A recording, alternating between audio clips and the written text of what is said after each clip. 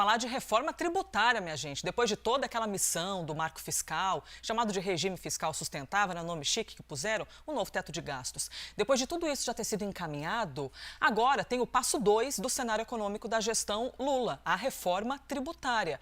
O relatório do grupo de trabalho sobre essa reforma deve ser apresentado hoje, terça-feira. A expectativa, então, é que a medida seja votada no plenário da Câmara ainda neste primeiro semestre. Mas se a realidade condiz com a expectativa, é o que a gente vai conversar agora com o deputado federal Reginaldo Lopes, do PT mineiro, deputado de Minas Gerais, que é coordenador do grupo de trabalho da reforma tributária. Tudo bem, deputado? Bem-vindo.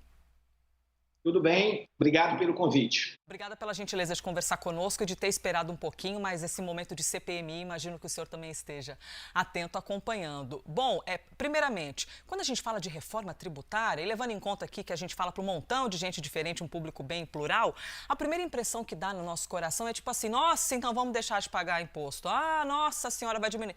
Só que aí a gente descobre que não exatamente, né, deputado? De que maneira essa reorganização dos impostos, essa remodelagem vai de fato causar benefício para o povo brasileiro?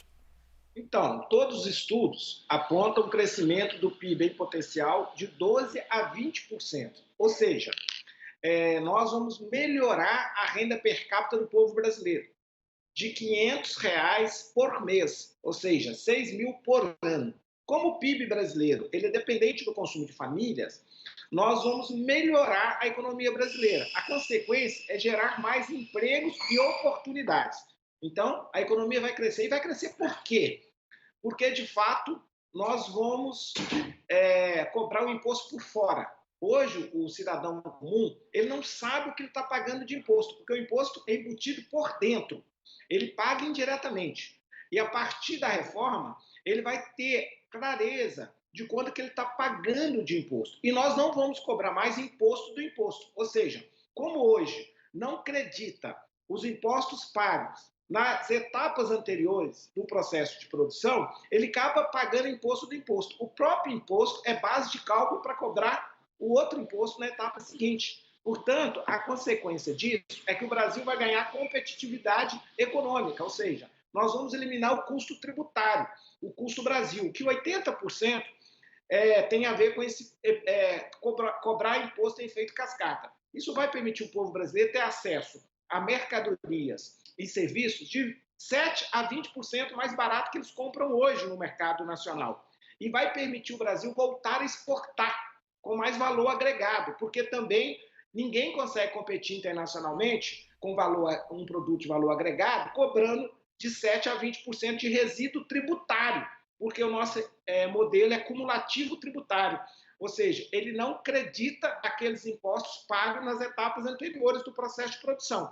Portanto, o povo brasileiro vai ganhar. Com a reforma, o Brasil cresce e todos ganham.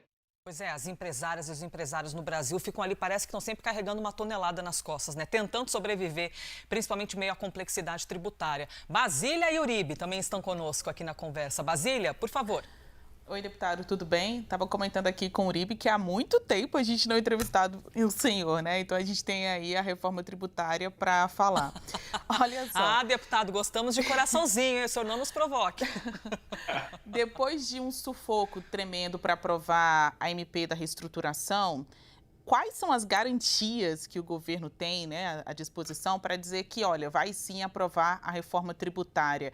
Se o senhor pudesse, se fosse pedido um palpite, uma aposta aqui, quantos votos o governo terá para aprovar a reforma? Primeiro, não se trata de uma reforma do governo. Esta é uma reforma que interessa ao Estado brasileiro. É uma reforma do setor produtivo. É uma reforma para eliminar 80% do custo do Brasil. É uma reforma que não está inventando um sistema tributário. Está trazendo para o Brasil a melhor prática internacional de tributação sobre consumo. Portanto, a característica dessa reforma é uma reforma do Estado brasileiro, que conseguiu unificar governo e oposição, que teve apoio e é liderado pelo presidente Arthur Lira, que tem o apoio e é liderado no Senado pelo presidente Rodrigo Pacheco, que nós conseguimos alinhar a Câmara e o Senado, e alinhamos o governo federal na liderança do ministro Fernando Haddad, tendo esta ação como uma ação estruturante do Estado brasileiro. Portanto, eu apostaria em 400 votos no plenário. 400 votos. Uau! Uribe? Deputado, a gente falando de alguns consensos da reforma, o IVA dual é um deles, então um imposto federal e outro regional. Mas deve haver um período de transição, não vai se mudar da noite para o dia. Que período de transição os senhores pensam para que você tenha a implementação do IVA dual no país? Estamos negociando. De fato, nós temos aí 3 grandes demandas dos governadores. A primeira, o modelo IVA dual, que alguns governadores chamaram de transição federativa, né? Ou seja, você sabe que nós temos que vencer a desconfiança federativa, a desconfiança intersetorial da economia brasileira e dos setores, e temos também a desconfiança do povo brasileiro que quer ter acesso a emprego, ter acesso a bens e serviços com preços mais justos. Agora, do ponto de vista federativo, nós vamos, evidente, encaminhar para o IVA dual como parâmetro. Eu acho que é uma transição numa única legislação, numa agência de arrecadação centralizada para garantir o crédito pleno, para garantir que não teremos cumulatividade mais no nosso sistema tributário, cobrar imposto do imposto e não devolver e não creditar, não deixar acumular mais créditos, devolver os créditos na exportação, desonerar a importação, né, creditar os créditos gerados nas etapas anteriores do modelo de produção. Isso é o princípio do IVA, né? Temos também o desafio da transição que você coloca e faz a pergunta, Igor.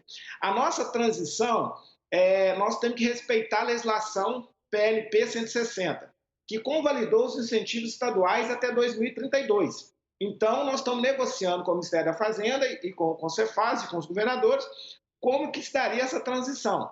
Se a gente antecipar, encerrar toda a reforma antes de 2032, vai ter um custo para a União, que terá que ressarcir essas empresas que têm esses direitos garantidos. Se a gente ampliar um pouquinho a transição, esse custo é menor. Então, nós estamos na fase de fazer contas do ponto de vista fiscal para a gente formatar no texto que vai chegar no plenário do relator Aguinaldo Ribeiro, como que se dará, qual é o prazo dessa transição. E temos também, por último, o Fundo de Desenvolvimento Regional, que a União está topando, o ministro Fernando Haddad topa capitalizar esse fundo, e agora nós estamos em negociação, se será 100% da União, 2/3 da União, e qual é o valor desse fundo. Então, até às 14 horas, nós teremos essa resposta. Deputado, a gente fica aqui, né, pensando a reforma tributária do ponto de vista do consumidor, das pessoas que estão aí circulando pelas ruas que eventualmente não têm conexão com o assunto, presidência, prefeitos e os governadores. Do ponto de vista dos estados, o senhor avalia que alguns estados, eu não sei se gostar é a palavra, mas vão se beneficiar mais com essa reforma e outros menos? Como é que vai ficar essa briga entre os estados? Primeiro, tem uma transição de 40 anos. Nós vamos manter o nível de arrecadação dos estados e municípios por 40 anos. Agora, é evidente que os estados mais pobres ganharão mais do que os estados mais ricos, mas todos ganharão. Por quê? Porque a economia vai crescer de 12% a 20%. Então, todos ganharão com a reforma tributária, todos os setores econômicos, o povo brasileiro e o Pacto Federativo. Até porque nós estamos substituindo, juntamente com os governadores, um instrumento que deixou de ser funcional, que é a política de incentivo e desenvolvimento regional, baseado no incentivo tributário, ou na renúncia tributária, ou no benefício tributário. E nós estamos colocando no lugar uma política de P maiúsculo, que é uma política através do Fundo Nacional de Desenvolvimento Regional. Ou seja, os governadores terão um recurso para desenvolver, do ponto de vista rodoviário, ferroviário, portuário, de telecomunicação seus estados, e também terão um recurso para dar incentivo orçamentário, com transparência. Quer atrair uma empresa, ela quer o galpão, ela quer um financiamento, esse recurso os governadores poderão passar diretamente para as empresas, com transparência, com critérios. Então, nós vamos sair de um modelo hoje federativo, que é de competição, de concorrência, para um modelo federativo e colaborativo. Então, nós vamos dar um salto de patamar no nosso modelo federativo brasileiro. Muito bem, ouvimos o deputado federal Reginaldo Lopes, do PT de Minas Gerais, que é o coordenador do grupo de trabalho da reforma tributária na Câmara. E desejamos sorte, hein? Que as nossas expectativas na vida real se concluam, hein, deputado, que a gente sabe que a missão é bem bruta. Estamos próximo do desejo com a realidade. E vamos votar a reforma tributária até o final do mês de junho. Tomara, muito obrigada, obrigada, bom dia. Uribe e Basília, obrigada também pela parceria aqui nessa entrevista. Ó, até entrei aqui, minha gente, no impostômetro, 1.318.097.000.000. É só isso que já foi arrecadado esse ano em imposto. Eu imagino que o sentimento coletivo nosso é sempre assim, puxa vida, mas arrecada tanto. Onde é que estão os retornos? Onde é que está tudo isso? A gente espera que na prática a reforma tributária possa deixar isso mais visível, né, para o nosso dia a dia enquanto brasileira e brasileiro.